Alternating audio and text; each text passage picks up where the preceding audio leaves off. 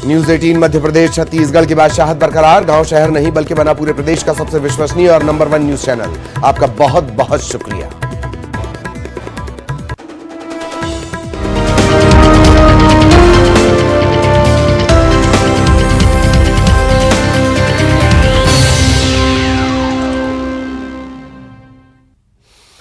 नमस्कार, हमर छत्तीसगढ़ देख रहे हैं आप। शुरुआत करेंगे बड़ी खबर के साथ। प्रदेश के शिक्षित बेरोजगार युवाओं के लिए ये बड़ी खबर, बड़ी खुशखबरी। कल से सभी शिक्षित बेरोजगारों को 2500 रुपए का भत्ता मिलेगा। इसके लिए सरकार ने निर्देश जारी कर दिए हैं। मुख्यमंत्री भूपेश बघेल ने ट्वीट कर जानकारी देते हुए कहा, हमारा हाथ युवाओं के साथ। कल से बेरोजगारी भत्ता दिया जाएगा। आवेदन किसी भी दिन दिया गया हो, भत्ता कल से ही मिलेगा। पंजीयन में सुगमता के लिए यह फैसला लिया गया है। अप्रैल महीने में किसी भी दिन किए गए आवेदनों पर घोषणा के मुताबिक 1 अप्रैल से ही भत्ता दिया जाएगा।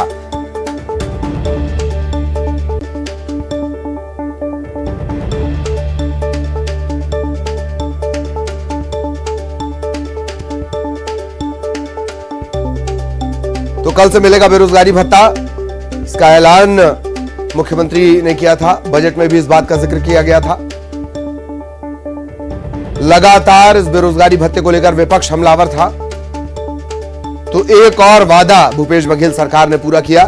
कल से बेरोजगारी भत्ता मिलेगा। आवेदन कभी दिया हो, भत्ता कल से मिलना शुरू हो जाएगा। मुख्यमंत्री ने ट्वीट कर यह जानकारी दी है। उन्होंने यह भी लिखा है कि यह भत्ता हमारे युवाओं के स्वावलंबन की दिशा में मील का पत्थर साबित होगा। ट्वीट कर उन्होंने जानकारी दी, हमारा हाथ युवाओं के साथ। कल से बेरोजगारी भत्ता दिया जाएगा। आवेदन किसी भी दिन दिया गया हो, भत्ता कल से मिलेगा। पंजीयन में सुगमता के लिए यह फैसला लिया गया है। अप्रैल महीने में किसी भी दिन किए गए आवेदनों पर घोषणा के मुताबिक 1 अप्रैल से ही भत्ता दिया जाएगा। यह भत्ता हमारे युवाओं के स्वावलंबन की दिशा में मील का पत्थर साबित होगा। ये बात भी मुख्यमंत्री ने कही है।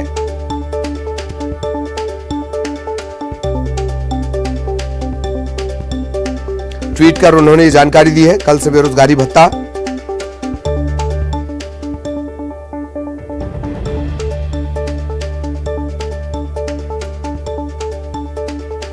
सहयोगी ममता इस वक्त हमारे साथ जुड़ी हुई हैं।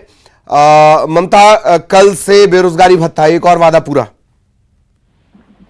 बिल्कुल, देखिए, छत्तीसगढ़ सरकार जब कांग्रेस विपक्ष में थी तो उन्होंने अपने घोषणा पत्र में इस बात का वादा किया था कि शिक्षित बेरोजगारों को 25 जो बेरोजगारी भत्ता दिया जाएगा। और अब उसके बाद में बजट में भी ये कहा गया कि 2500 रुपए प्रति माह बेरोजगारी भत्ता मिलेगा और कल 1 अप्रैल से ये बेरोजगारी भत्ता दिया जाएगा। मुख्यमंत्री भूपेश बघेल ने भी इसे लेकर ट्वीट करके कहा कि हमारा जो हाथ है वो युवाओं के साथ है और पंजीयन में सुगमता के लिए निर्णय लिया गया है कि अप्रैल माह में किसी भी दिन किए गए आवेदन पर घोषणा अनुसार भत्ता 1 अप्रैल से दिया जाएगा। हालांकि बहुत सारी शर्तें भी है, क्योंकि करीबन साल भर तक के उन्हें जो है कौशल उन्नयन का कोर्स भी ज्वाइन करना पड़ेगा, ताकि ये कोशिश की जाए कि बेरोजगारी भत्ता जो है वो महज इसलिए न हो कि जो लोग कुछ करना नहीं चाहते हैं और भत्ते के भरोसे रहना चाहते हैं। 2 तरीके से सरकार इस पर काम करना चाह रही है कि जब तक बेरोजगारी भत्ता दिया जाए तब तक बेरोजगारी भत्ता दिया जाए, जब तक कि वो किसी विधा में जो है वो कौशल नहीं हो पाते, कौशल उन्नयन कोर्स भी उनको करवाया जाएगा। दूसरी बात यह है कि अब ये स्पष्ट हो गया है कि 1 अप्रैल से जो है, यानी कि कल से जो युवा है, जो पंजीकृत युवा है, उनको बेरोजगारी भत्ता मिलना शुरू हो जाएगा। जी जी जी, चलिए, बहुत बहुत धन्यवाद आपका ममता इस तमाम जानकारी के लिए। और आप हमारे साथ बनी रहें, कुछ और खबरों को लेकर भी आगे हम आपसे चर्चा करेंगे। इधर इंदौर के बेलेश्वर महादेव झूलेलाल मंदिर में हुए हादसे पर मुख्यमंत्री भूपेश बघेल ने दुख जताया है। मुख्यमंत्री ने ट्वीट किया और इस हादसे पर शोक जताया है। उन्होंने कहा कि इंदौर के बेलेश्वर महादेव झूलेलाल मंदिर में जारी उत्सव के दौरान हुए हृदय विदारक हादसे का दुखद समाचार प्राप्त हुआ। इस दुखद घटना में मृतकों के परिजनों के प्रति गहरी संवेदनाएं व्यक्त करता हूं। घायलों के शीघ्र स्वास्थ्य लाभ की कामना भी करता हूं।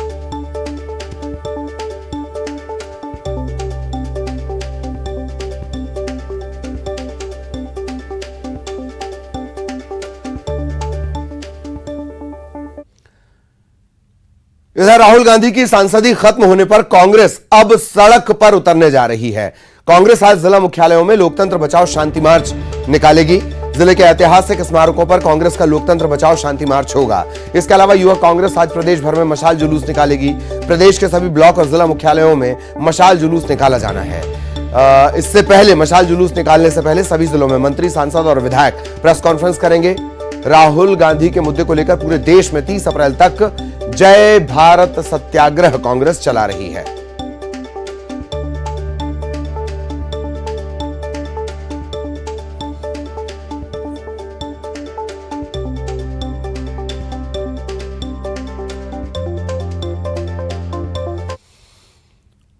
तो जैसा अभी हमने आपको बताया, कांग्रेस के मंत्री और विधायक आज प्रेस कॉन्फ्रेंस भी करेंगे। प्रदर्शन से पहले यह प्रेस कॉन्फ्रेंस होनी है। सभी जिलों में कांग्रेस आज प्रेस कॉन्फ्रेंस करेगी। राहुल गांधी पर हुई कार्रवाई को लेकर कांग्रेस ये विरोध प्रदर्शन करने जा रही है। सत्यनारायण शर्मा राजीव भवन में प्रेस कॉन्फ्रेंस करेंगे। गृह मंत्री ताम्रध्वज साहू दुर्ग में प्रेस कॉन्फ्रेंस करेंगे। बिलासपुर में मंत्री रविंद्र चौबे, सरगुजा में टीएस सिंहदेव, कवर्धा में मोहम्मद अकबर, बलौदाबाजार में शिव डहरिया प्रेस कॉन्फ्रेंस करेंगे।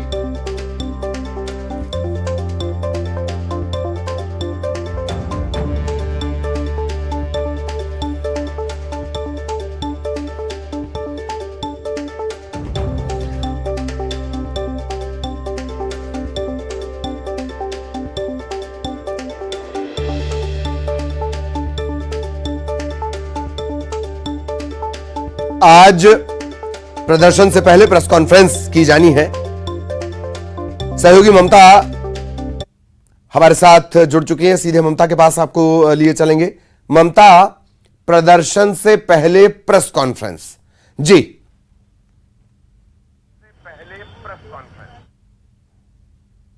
देखिए, अलग अलग जगहों पे प्रेस कॉन्फ्रेंस की जा रही है। ब्लॉक स्तर पे प्रेस कॉन्फ्रेंस की जा रही है, पहले जिले स्तर पर प्रेस कॉन्फ्रेंस की गई और इसी को लेकर अगर बात करें तो विजय जहांगीर भी यहां पर पहुंचे हुए हैं और बिलासपुर वो जाएंगे।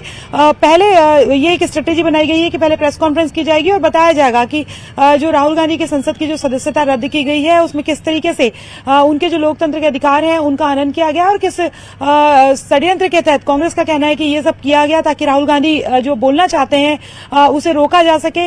दूसरी बात यह है कि प्रोटेस्ट लगातार किए जा रहे हैं। आज युवा कांग्रेस हर जगह मशाल यात्रा निकाली जाएगी। तो ये कहा गया है कि अलग अलग तरीके से, चाहे युवा कांग्रेस हो, चाहे महिला कांग्रेस हो, चाहे जो एनएसयूआई हो, अपने अपने तरीके से प्रोटेस्ट करें। उसके बाद में नुक्कड़ नाटक भी जगह जगह पर खेले जाएंगे और लोगों के बीच में जाकर ये बात बताई जाएगी कि क्यों इस तरह से किया गया। अभी जब जो कांग्रेस के सचिव हैं वो विजय जहांगीर यहाँ पर पहुंचे थे, उन्होंने भी कहा कि पूरे प्रदेश भर में जगह जगह पर जो कांग्रेस के जो बड़े लीडर्स हैं वो पहुंचेंगे और एक तरह से कहें कि लोगों से संपर्क करेंगे और ये बताएंगे। इस बात पर भी बताया जाएगा कि क्यों ओबीसी का जो इशू है वो अनर्थक जो है वो बीजेपी बना रही है, क्योंकि मूल मुद्दे से भटकाया जा सके।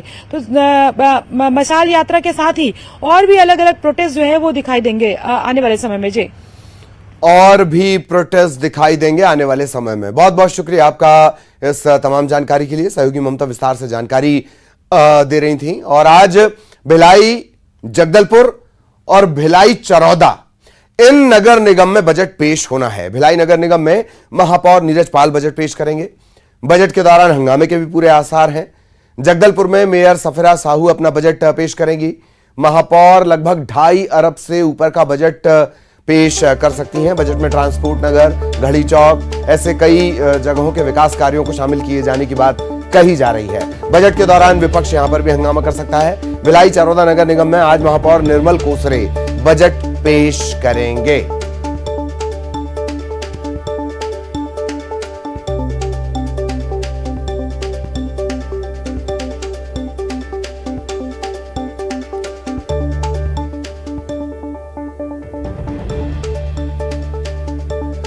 सहयोगी मिथिलेश हमारे साथ जुड़े हुए हैं। किस तरीके से ये बजट आना है, मिथिलेश के पास आपको लिए चलेंगे। मिथिलेश, आज बजट पेश होना है, क्या कुछ अपडेट इससे जुड़ा?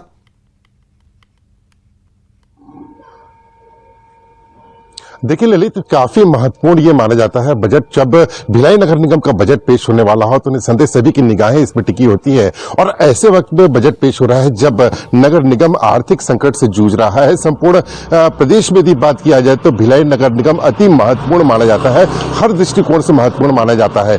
लेकिन जो पिछले यदि 6-8 महीने की बात किया जाए तो लगातार नगर निगम आर्थिक संकट से जूझ रहा है। ऐसे में लोगों की अपेक्षाएं भी पूरी करना है, उनको कोई अतिरिक्त बोझ नहीं डालना है और शहर का विकास करना है। ये तमाम चुनौतियां हैं। नगर निगम के महापौर आज नीरज पाल अपना बजट पेश करने वाले हैं। दूसरा ये बजट होगा, सभी की निगाहें इसमें टिकी हुई है क्योंकि सभी की अपेक्षाएं जुड़ी हुई है, सभी की अपेक्षाओं को पूरा करना है। तो देखने वाली बात ये होगी कि किस तरह से नीरज पाल इस चुनौतियों को स्वीकार करते हैं और किस तरह से बजट पेश किया जाता है। ये जरूर कहा जा रहा है कि जो बाकी आम लोग हैं, शहरवासी हैं, उनको कोई अतिरिक्त बोझ नहीं दिया जाएगा। तो अब देखने वाली बात ये होगी कि जब बोझ नहीं दिया जाएगा, टैक्स में वृद्धि नहीं किया जाएगा, तो किस तरह से आर्थिक रूप से नगर निगम मजबूत होता है और कैसे जो है बजट को पेश किया जाता है। यदि 6-8 महीने की बात किया जाऊं तो लगातार नगर निगम के पास में वो पैसे भी नहीं है जो कर्मचारियों को वेतन देना है। ऐसे में कई बार आंदोलन हो चुके हैं, अधिकारी भी सड़क पर उतर आए हैं। तो जब ये वेतन देने के लिए पैसे नहीं है, शहर का विकास करना है, ऐसी तमाम चीजें हैं जिस पर आज सभी की निगाहें होगी और देखने वाली बात यही होगी कि नगर निगम में बजट जो है किस तरह का पेश होता है। इसी तरह से यदि भिलाई 3 चरोदा की बात किया जाए तो यहाँ पर निर्मल कोसरे अपना बजट पेश करने वाले हैं। इनके लिए भी चुनौती होगी क्योंकि कुछ हिस्सा इसका ग्रामीण क्षेत्र में आता है और कुछ शहरी क्षेत्र में आता है जहां मुख्यमंत्री का निवास भी है। तो यहां भी सभी की निगाहें टिकी होती है। तो निर्मल कोसरे अब देखने वाली बात होगी कि कैसे सामंजस्य बिठाते हुए ये नगर निगम का बजट पेश करते हैं। जी बिल्कुल बिल्कुल, बहुत बहुत धन्यवाद मिथिलेश इस तमाम जानकारी के लिए। लेकिन आप हमारे साथ बने रहें, एक और अहम खबर को लेकर भी हम मिथिलेश के पास जाएंगे। इस वक्त राजनांदगांव से बड़ी खबर मिल रही है। राजनांदगांव नगर निगम का बजट पेश हो गया। महापौर हेमा देशमुख ने बजट पेश किया है। 22,45,000 के घाटे का बजट पेश किया गया। महापौर, पार्षद, आयुक्त समेत अधिकारी मौजूद रहे।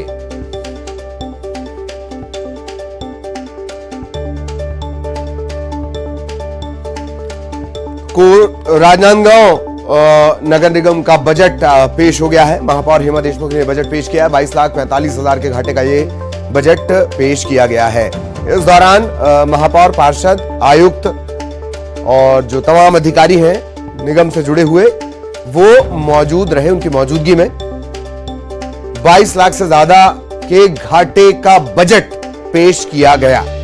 ज्यादातर नगर निगमों की स्थिति इसी तरह की बनी हुई है, घाटे में चल रहे हैं, बजट भी घाटे के पेश किए जा रहे हैं। चुनावी साल है, लिहाजा कराधान, टैक्सेशन, नया कोई कर लगाने के बारे में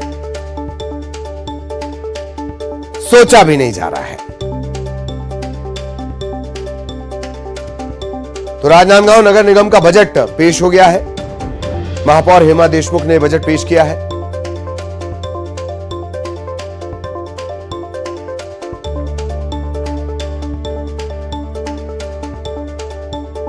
आज ही भिलाई चौरादा नगर निगम का बजट भी पेश होना है। निर्मल कोसरे यहां पर बजट पेश करेंगे और इधर राजनांदगांव में बजट पेश हो गया। महापौर हेमा देशमुख ने बजट पेश किया है। चुनावी साल में किसी तरह की कोई गुंजाइश सरकार के पास कमाई की है नहीं, सिटी सरकार के पास, और यही वजह है कि किसी तरह का कोई नया टैक्स नहीं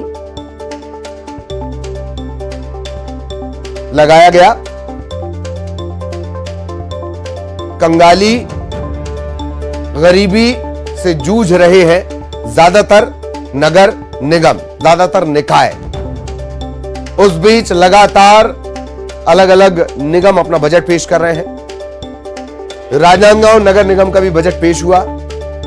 महापौर हेमा देशमुख ने बजट पेश किया। सहयोगी राकेश हमारे साथ जुड़े हुए हैं। राकेश, पूरी जानकारी।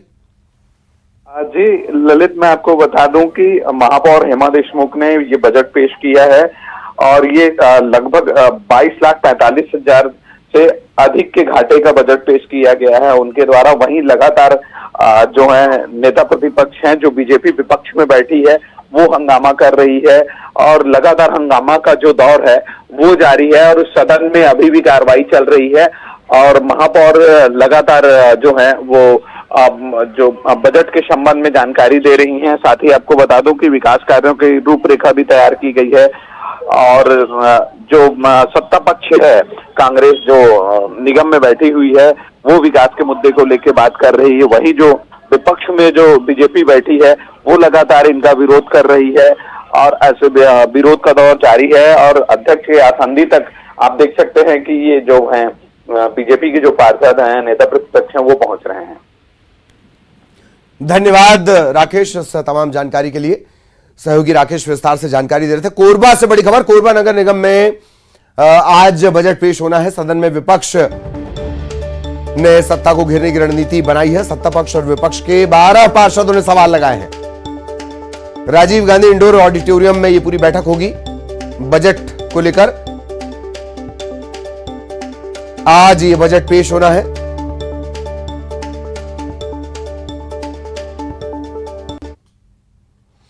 और अब दुर्ग से बड़ी खबर आपको बता दें, पेट्रोल पंप पर कोबरा के निकलने से हड़कंप मच गया।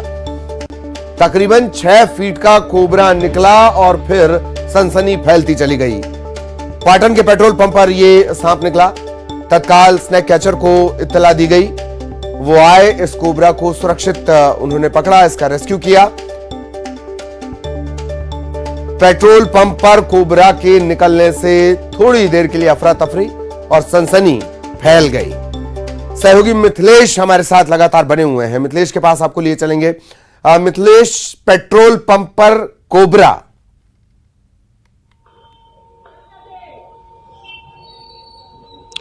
निश्चित रूप से पेट्रोल पंप में जब कोबरा निकलेगा तो क्या स्थिति होगी, ये अंदाजा लगाया जा सकता है। और जब कोबरा जहरीला हो और काफी विशालकाय हो, इसी तरह की एक घटना आज जो है पाटन के पेट्रोल पंप में देखी गई। जब सुबह सुबह किसी की नजर वहां पर पड़ी कोबरा पर, तो वो उनकी एक तरह से जान ही निकल गई। तत्काल लोग आसपास के क्षेत्र में संपर्क किया और वहां पर फिर स्नैक कैचर को बुलाया गया और उसके बाद में बेहद ही चतुराई से स्नैक कैचर ने कोबरा को पकड़ लिया। लेकिन कोबरा को देख के अंदाजा लगा सकते हैं कि कितना बड़ा कोबरा रहा होगा।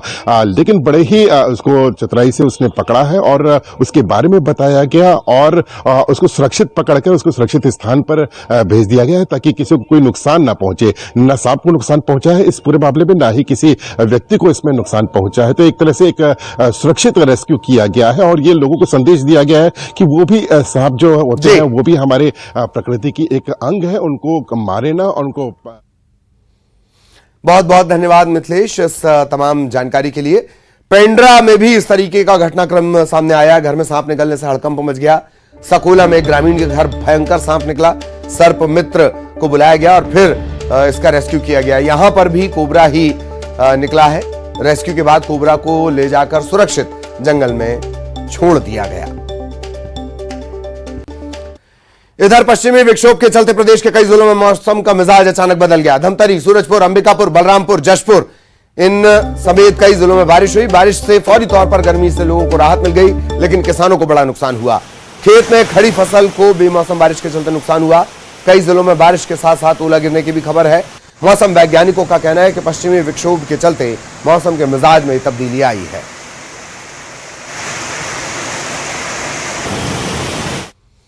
और इसी के साथ इस बुलेटिन में इतना ही। खबरें जारी हैं।